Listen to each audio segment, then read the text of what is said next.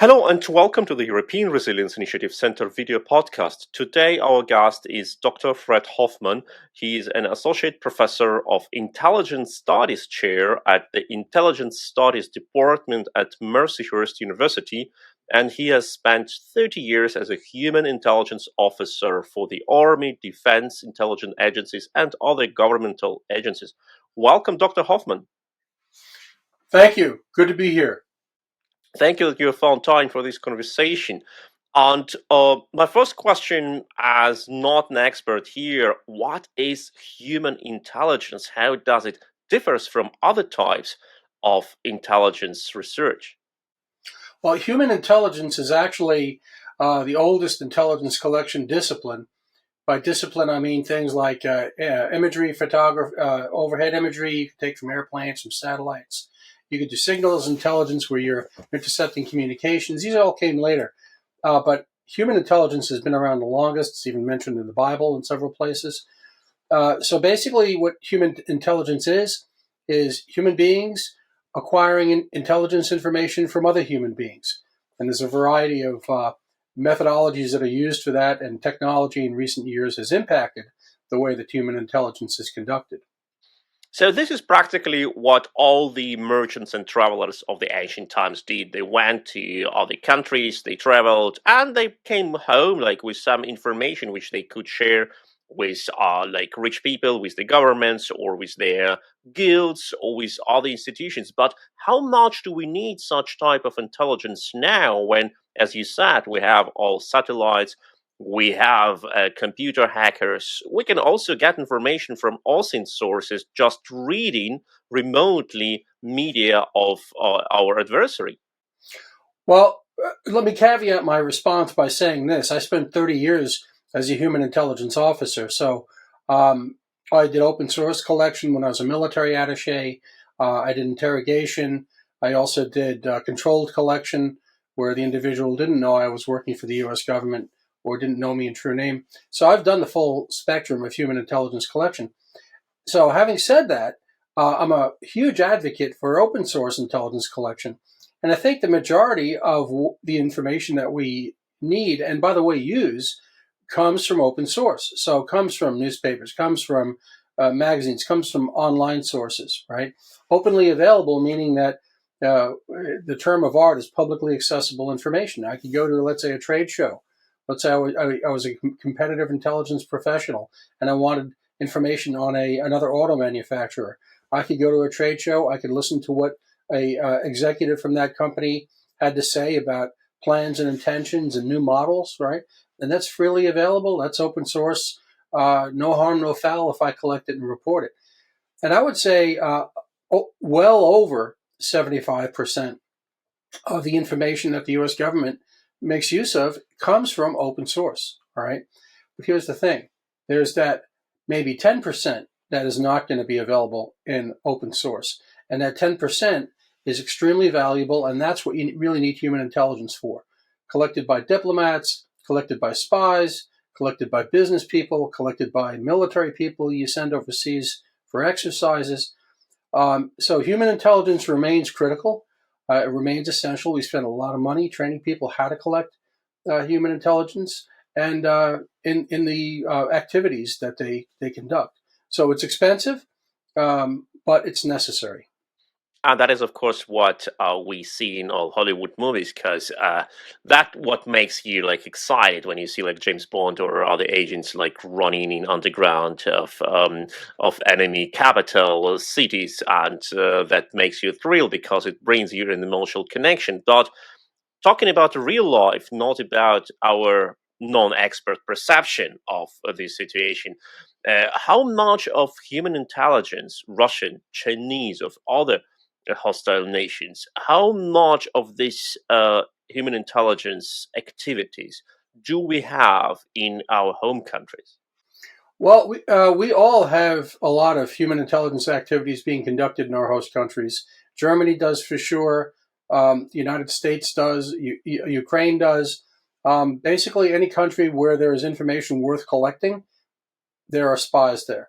And the United States in particular, we've got very aggressive espionage activities, attempts to collect information by Russia, by China, Iran, the usual suspects, so to speak, right?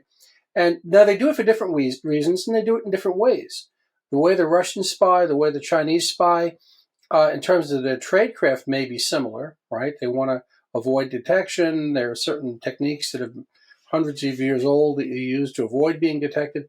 But the bottom line is what they go after and how they go after it and what activities they're involved in actually differ pretty significantly from one country to the next. If we talk about a particular country, let me say Russia, do all people who work on this field, are they all officers of Russian intelligence agencies? Or can we say that there are people who are not directly being employed by SVR or by FSB or by GRU, but, for example, are business people or journalists without, like, they don't work undercover in these capacities. They are, in fact, journalists or business people, but they, up to some time, they report to the agencies because their agency officer just comes to them and say, hello, Igor, let us talk about what you have observed. Like, is it the case, or is it something which is not that often to see? Oh, no, that's actually quite common.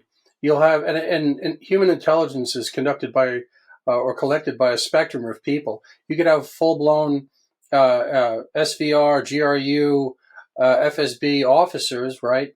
They could be operating in alias, maybe operating out of the embassy, maybe operating in a commercial capacity, maybe traveling, let's say, to Berlin to conduct espionage operations. So those are the full-timers. They're on one end of the spectrum. At the other end of the spectrum are sort of the unofficial, what the Stasi used to call inoffizielle Mitarbeiter, right? The IMs. And those are actually far more numerous than the professional officers. Going back to the days of East Germany, the estimates ran almost as high as a third of the population at one time or another was an IM, right? So a Stasi officer would handle multiple IMs, and you would come to them and obtain information and either reward them or withhold punishment. For example, maybe somebody could be sent to jail, or maybe somebody had a sick aunt who needed medical attention, or a nephew who wanted to get into a college. Then that information would be used as a leverage by the intelligence officer to get their cooperation. So yeah, you've got the full spectrum really of full-time intelligence officers, individuals who are not part of the intelligence organization, and then you've got folks like the Wagner Group, right? They're not part of the Russian government. In fact, within Russia, as you know, they're considered to be illegal, right? Russian law does not allow for private military contractors, but they don't operate in Russia. They operate overseas. So you've got kind of in the case of Russia, you've got a full spectrum of folks that are conducting human intelligence. Now, I should say that not all, even though FSB, GRU, and SVR officers are intelligence officers, in recent years, especially in the past 10 years, they've been involved in a lot of, let's just say, non-traditional activities that don't really fall under human intelligence collection. How can we protect ourselves from such malicious activities? We know in Germany, we have not only the largest Russian embassy among all embassies we have, like Russian embassy is full of stuff, and frankly speaking, nobody believes that they all do diplomatic job. But we have also a lot of people who came from Russia. I was born in Russia, after all, and I would not trust people who work for a Russian company now in Germany. But if you look at all people who live here and who work for German companies, you can find at least some contact to Russia with them. Like, if you look at Ukraine's President Zelensky, he worked in Russia for a certain time. Like, he lived in Moscow, he worked with Russian TV, he produced movies for the Russian TV. You cannot just cut everyone who has ties to Russia. And at the same moment, you see a lot of activities which are malicious. You can see the two Russian citizens who are also German citizens arrested in Bavaria for attempt of terrorist attack on a US facility. You see regularly people being arrested for for espionage, like in Estonia, a Russian professor who was anti-Putin but spied for Russia. How can you protect yourself from this threat without being paranoid? Well, I don't know how you can do it without being a little bit paranoid, because the problem is you have to ask yourself, why is this person behaving in this way? Why are they asking me this question? That's the first line of defense, right? If something doesn't feel right, there may be a reason for that, okay? So, for example, one of the things that concerns me is Russia's use of what they call gray zone strategy, right? So gray zone, if you think about the way things used to be, countries were either at peace or they were at war. It was black or it was white. Well, today, countries like Russia, Iran, China, North Korea, Belarus also, they have figured out, how can we advance our strategic or attain our strategic objectives, but do it in a way that doesn't end up putting us at war with NATO, right? Nobody necessarily wants to go to war. I mean, to this day, I would say Vladimir Putin does not want to go to war with NATO, but he has strategic objectives. And what his folks around him do is they come up with things that they know will be irritating to NATO countries. They know things that where they can push the envelope and where they can get away with doing certain things without ending up going to war. So when they use non-Russians, for example, there was the case, well, actually in Berlin, of the Chechen commander. I forget his name at the moment, but there was a Chechen commander from the Second Chechen War. He was walking home from the mosque, and there was an individual who rode up alongside him on a bicycle and shot him 3 times, twice in the head, killed him. And that was clearly, directed by Moscow, but there was plausible deniability. Okay, so you've got, on the one hand, gray zone activities, meaning that you don't have agents of the Russian government. You're not going to have somebody from the embassy walk out and assassinate somebody in Berlin. But what they'll do is they'll send in a nondescript individual in cover with a false passport, and then they'll claim that we have nothing to do with him. We don't know what you're talking about. So that's another challenge right there for us. And I'd also like to add another thing that's really daunting for us in the West. We really haven't been able to get our heads around how to deal with it, is disinformation. Disinformation is something that Joseph Stalin actually created the term. The KGB, the early KGB in the 1920s, had an office for disinformation.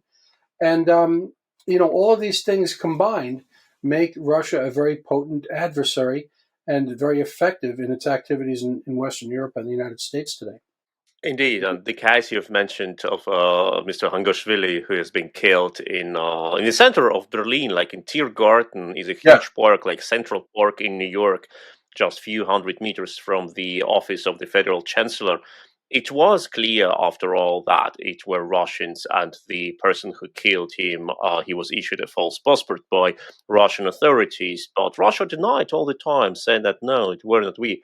By the way, I regularly get notes, like messages from some Russian accounts saying me that I shouldn't go for a walk in Tiergarten because I would end like this. And this is also an attempt of Russians uh, to intermediate in our affairs, to scare us and to manipulate.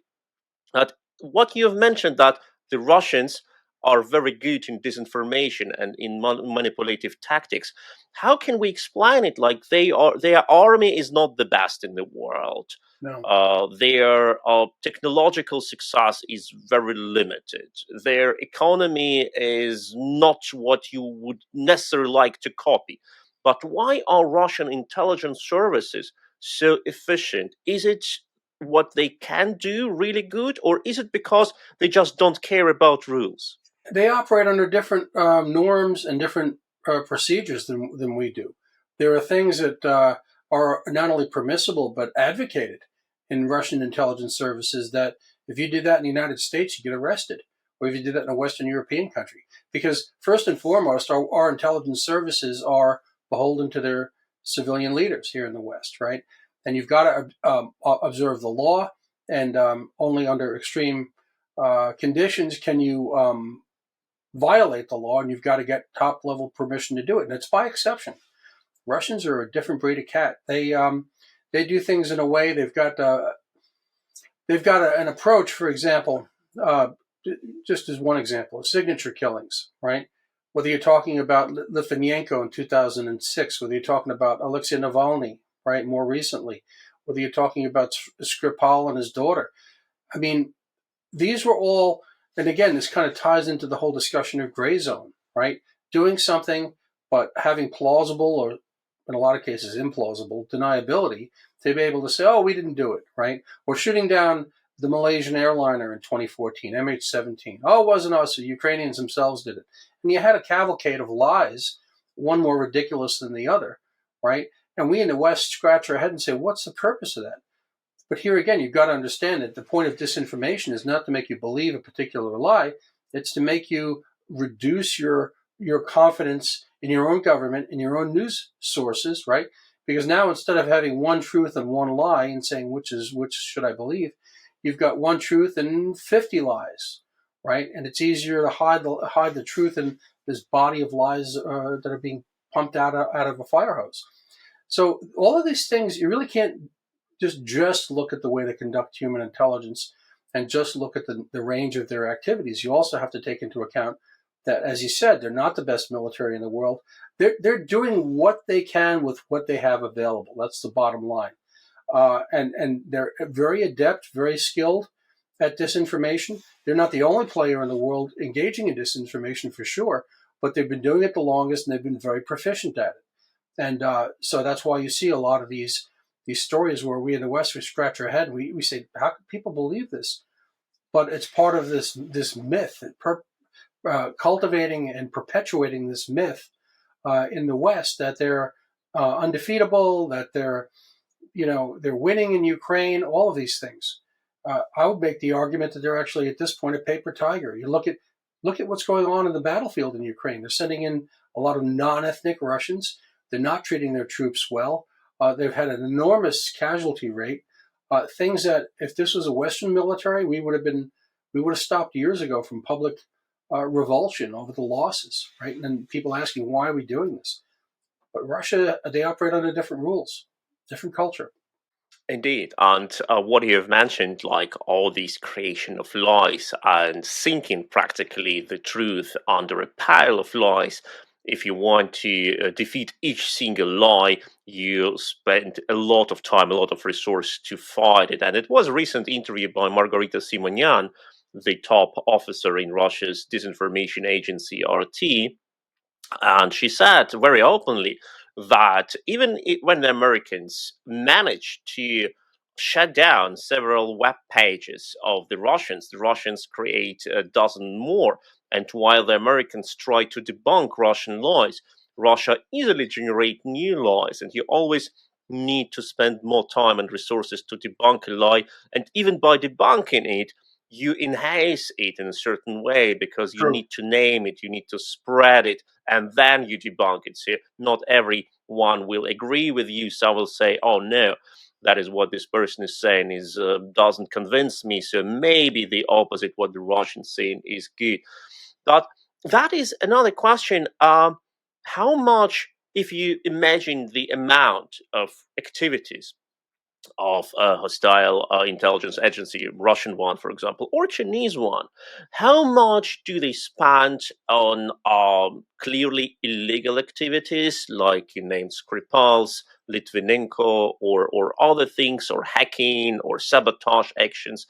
And how much do they spend on practically legal activities with an illegal goal, like spreading misinformation, gaining influence, or spoiling our discussion at the universities, in media, at the political level?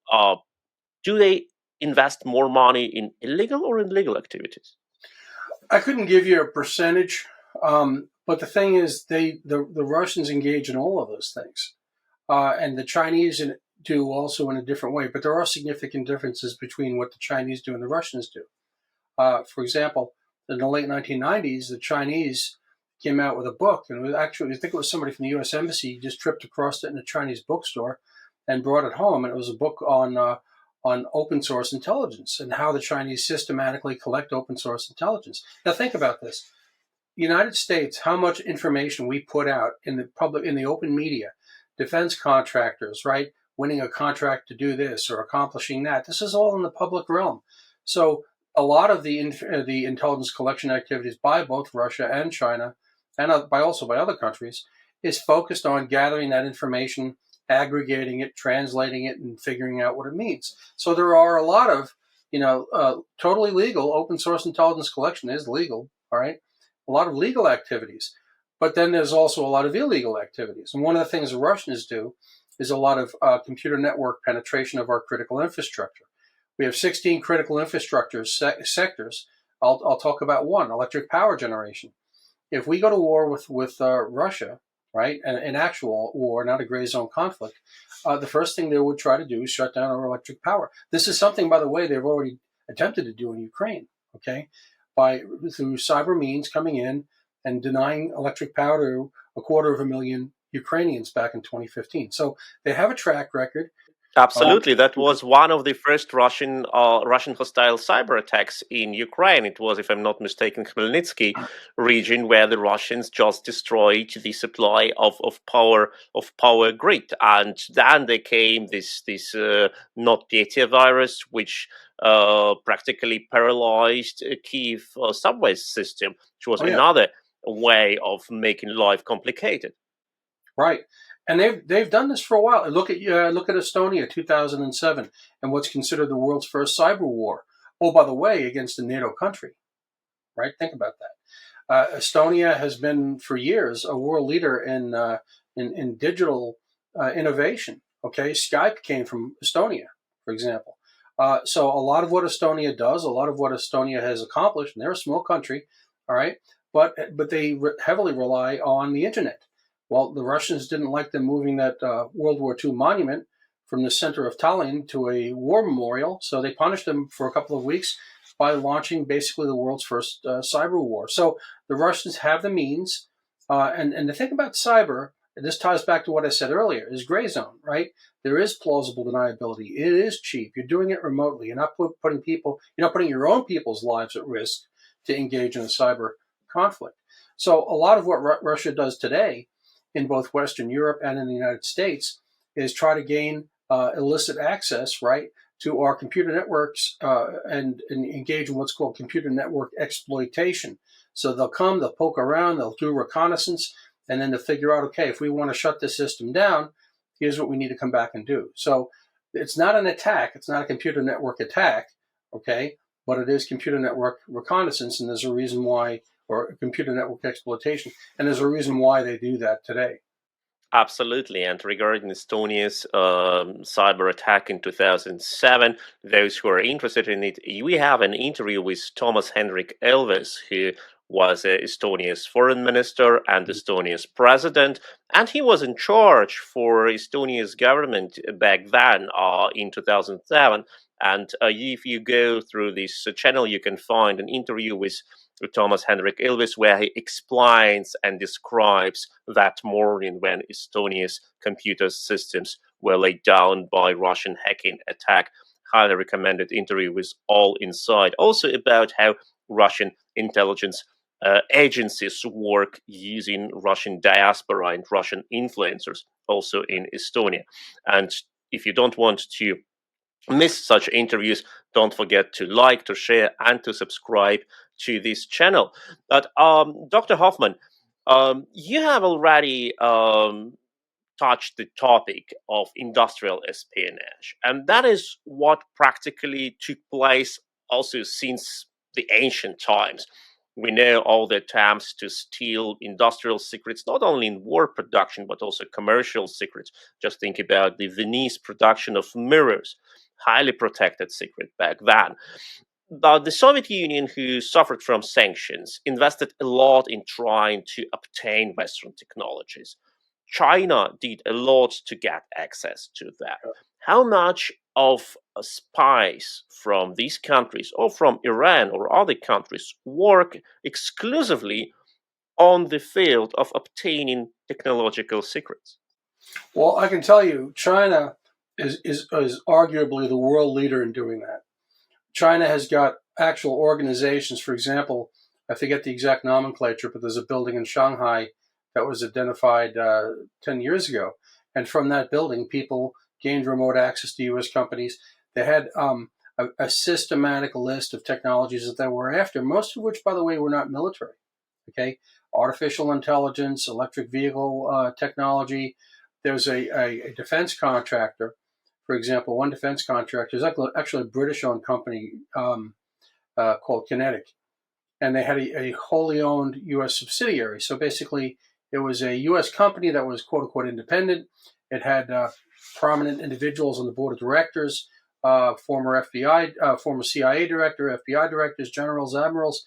And the problem was, and this was actually kind of interesting because it was due to a network administrator error where they didn't update their security. What ended up happening was an individual from that company went to a trade show and he saw an item of equipment made by a Chinese company. He's like, wow, that looks an awful lot like what we make.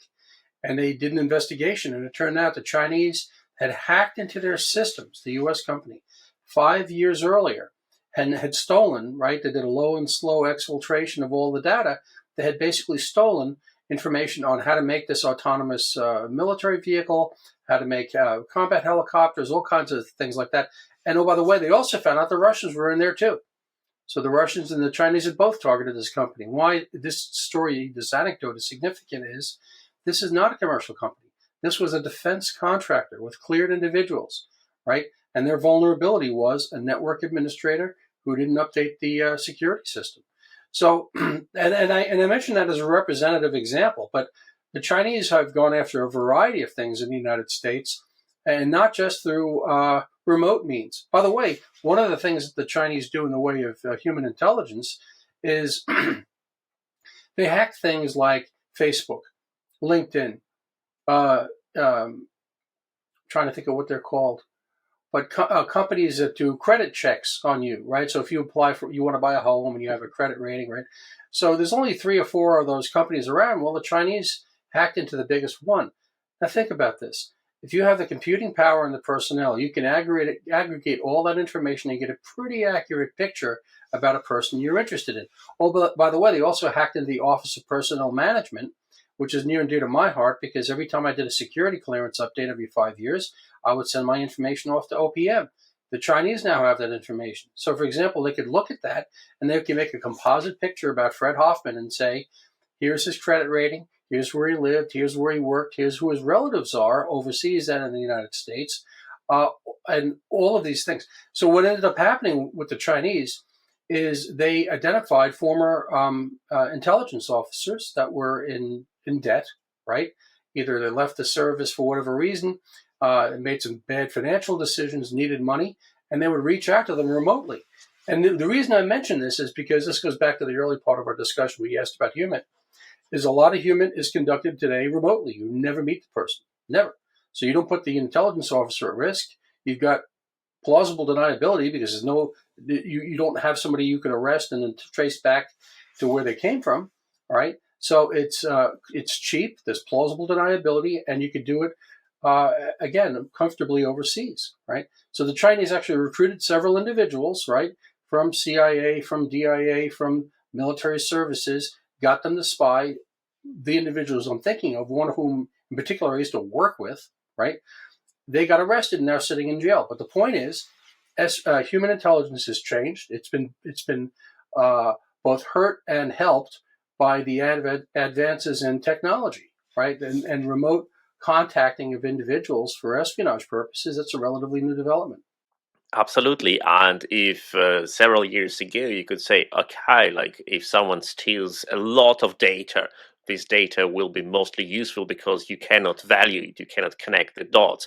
But now AI tools can help you to go through a huge mass of data and find what you need, or restructure it, or find connections which you would never suspect. And speaking of AI, that is one of the fields where a lot of governments try to reach success for all means, including military means, but also economy. And here we have this competition. You have authored several articles and other publications on competition and intelligence services competition with the AI. How does it look like here? Can we say that the West is leading in this race, or do we see that China, where there are less limitations and maybe more state resources pumped into this area, is about to win? Well, I think that you can't beat Western countries, the United States and Western Europe and Japan. You can't beat them in terms of technological innovation and advances, right? Where China has the advantage is because it is a command economy, because even though they're economically kind of pseudo-capitalist, politically they're still communist. And when the Communist Party comes to your company and says, hey, here's some money, we want you to do research in this area, you do it, right? So where China has the advantage, several advantages. Number one, they can be directed by the government. Companies can be directed by the government to work in certain areas. The government has got deep pockets. They can fund those activities, and the companies are happy to take the money. So there are, again, some advantages that China in particular has, mainly because of the scale of the Chinese economy and because of the money that's available that they can give to companies that do that kind of work. So, can they overcome our advantages in terms of technological innovation? Probably not. But here's another question: is the legal, for example, automated systems, military systems, unmanned combat systems. So let's say you've got a tracked vehicle, and we've built it in the West. And again, this is the kind of thing Connecticut built, right? Unmanned, tracked ground vehicle, goes into combat. It's got equipped with machine guns, right? Well, in the West, you cannot simply automate a system and leave it to the system to decide where to attack and when and how, right? You can't do that legally.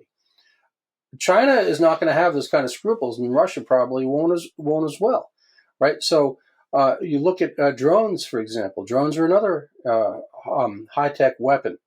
And if you want to use drones against, let's say, terrorists, okay, you've got individuals, and this is kind of fascinating when you look at how this works. You may have a predator drone flying somewhere in the Middle East, and it's controlled by guys sitting in a container, shipping container, like you see in the back of a truck, a shipping container outside of an Air Force base in Las Vegas, and they're flying that drone. Well, they confirmed, they have visual confirmation, they've been following this target for days, and they know for sure that the 4 guys in that vehicle, they're all bad guys, and we should take them out.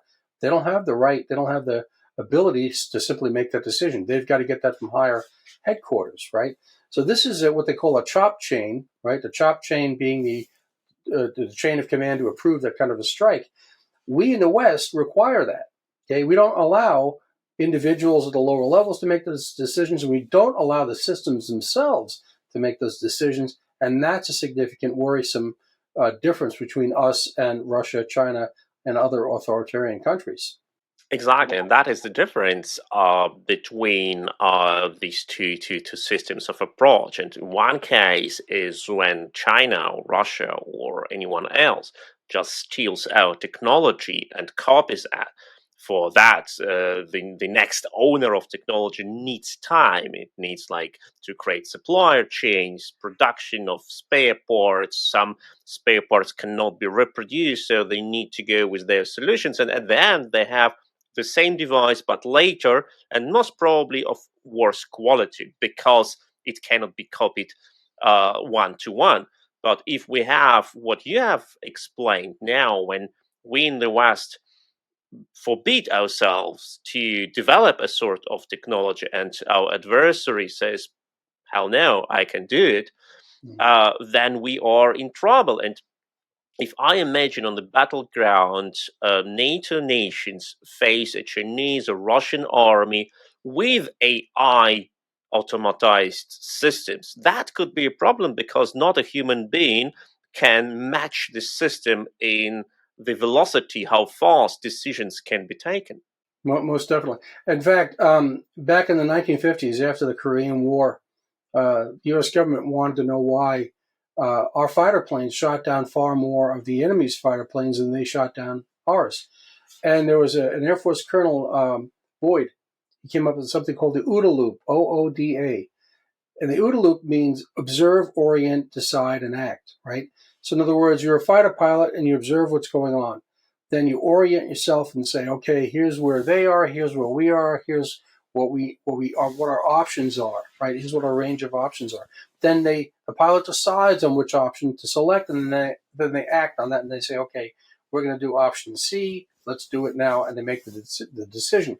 So Boyd's finding was, and this is why OODA loop is significant for so long, is because he argued that U.S. pilots were far faster than their adversaries in being able to do those four tasks.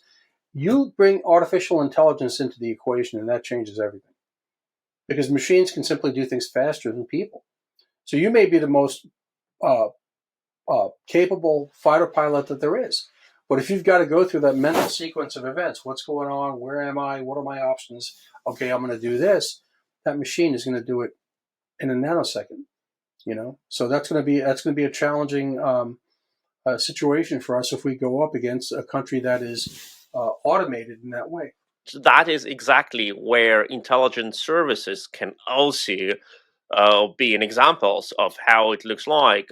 We know that in some cases, intelligence services provided their governments with information about bad things are about to happen, but because the decision-taking process was so slow, the governments could not act as needed. Like the worst example of that is the decision of Joseph Stalin in 1941 not to pull his army farther from the border to Nazi Germany. He was warned by his own intelligence guys that Hitler is about to attack the Soviet Union, but he didn't trust his own intelligence. He believed he knows it better.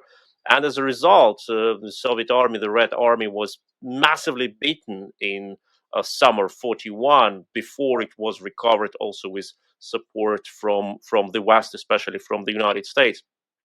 But looking at the current situation with Russia's war against Ukraine and Russia's malicious operation in the West, can we say that our intelligence services, our intelligence agencies, are best equipped to face this danger, to identify possible threats, to identify Russia's sabotage actions, or in the worst case, Russia's attack against one or another NATO country?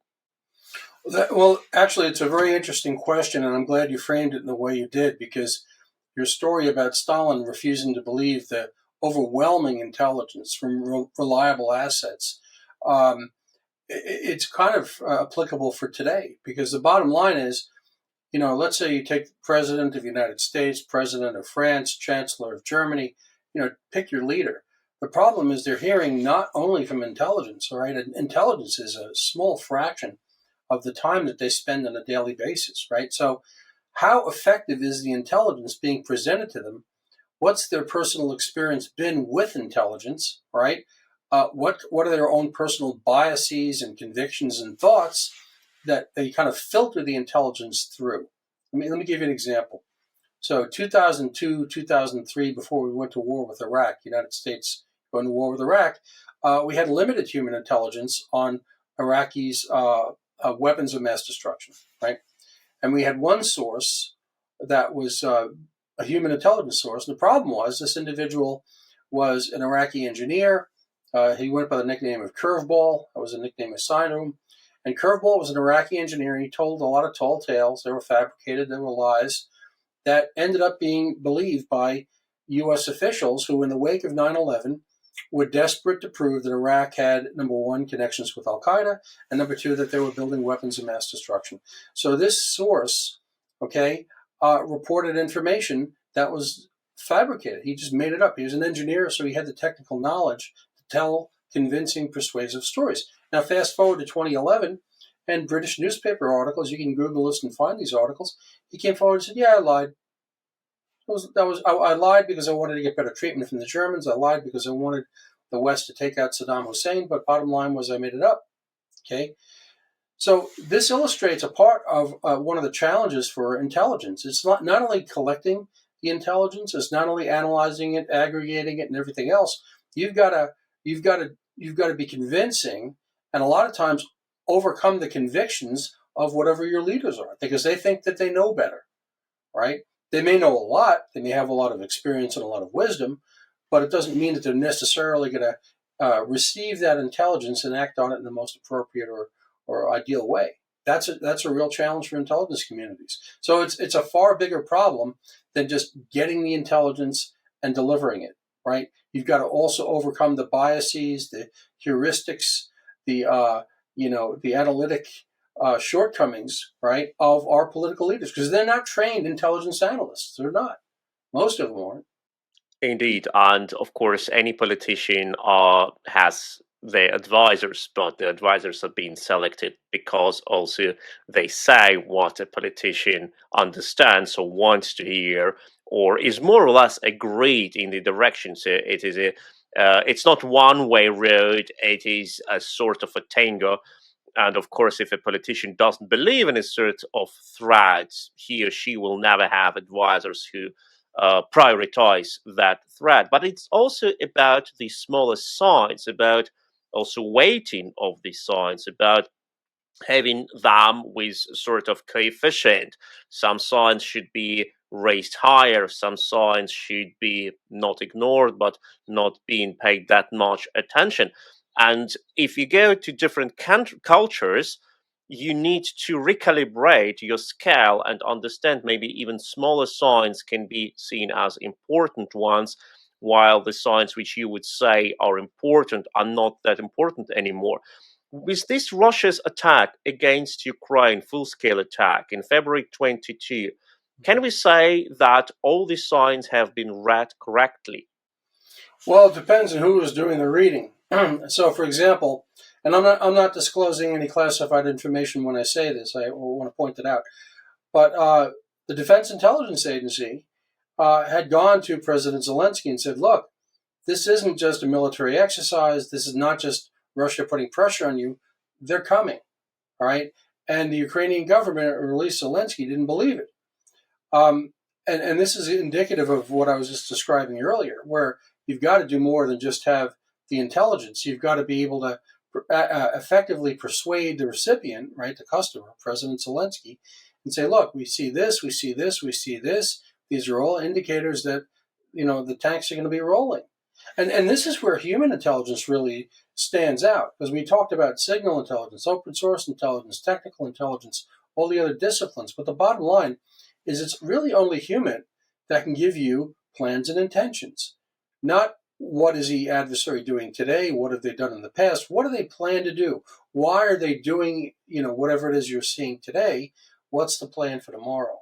Okay, so I think this was a real shortcoming.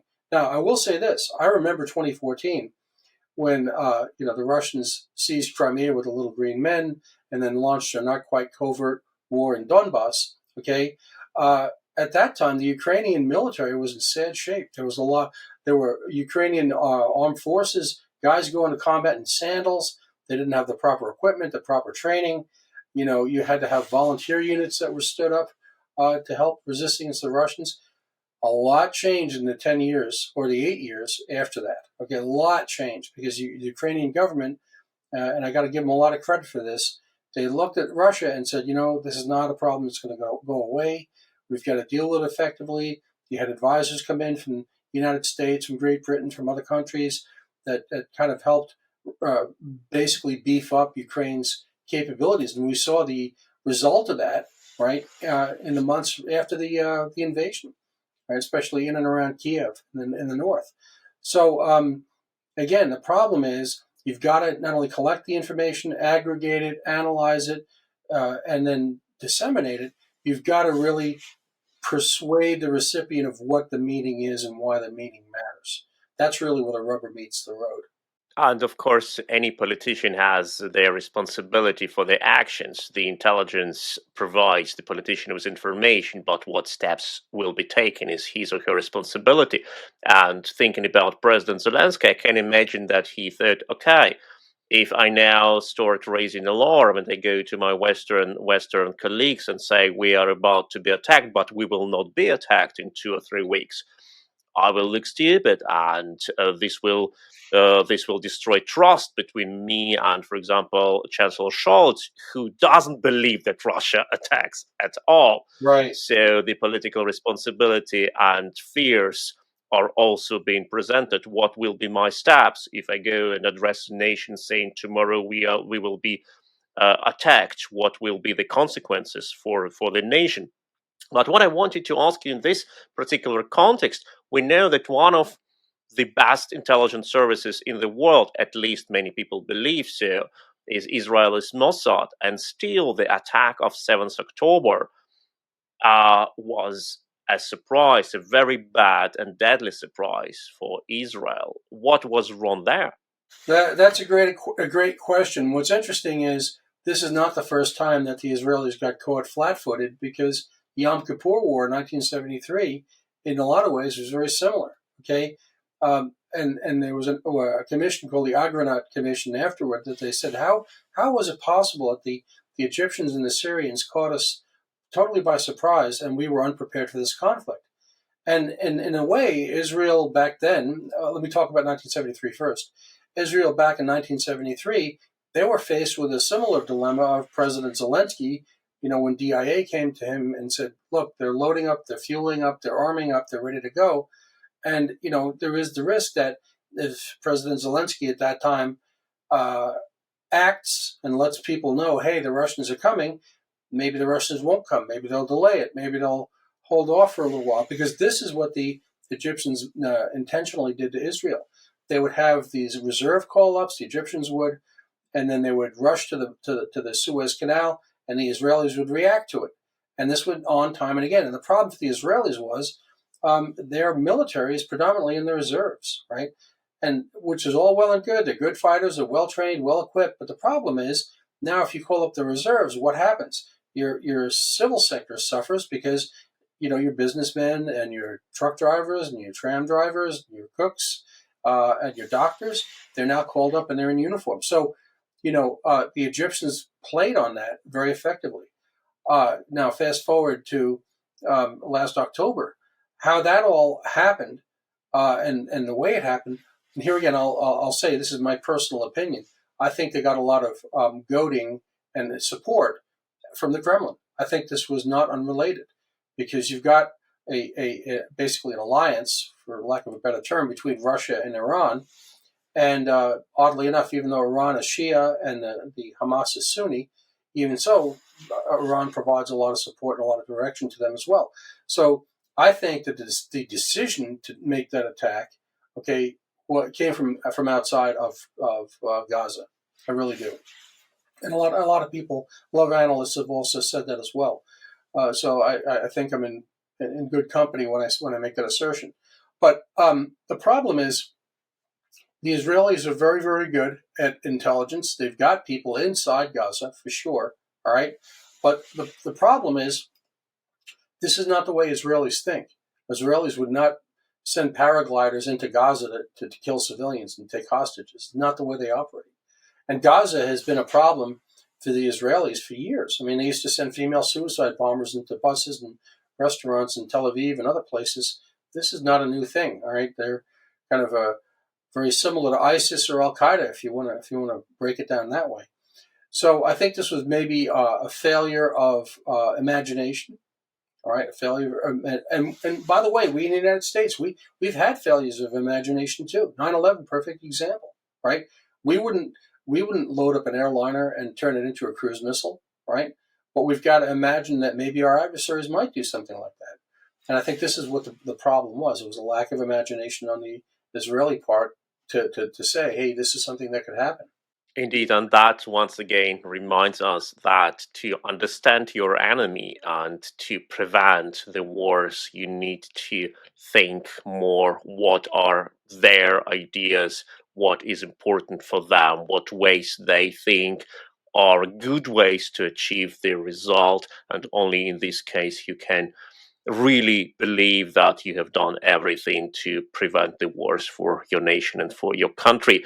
That was an interview with Dr. Fred Hoffman, who is Associate Professor of Intelligence Studies Chair at the Intelligence Studies Department at Mercyhurst University. He spent 30 years as a human intelligence officer for the Army, Defense Intelligence Agencies, and other governmental agencies. Thank you so much for this very insightful interview, Dr. Hoffman.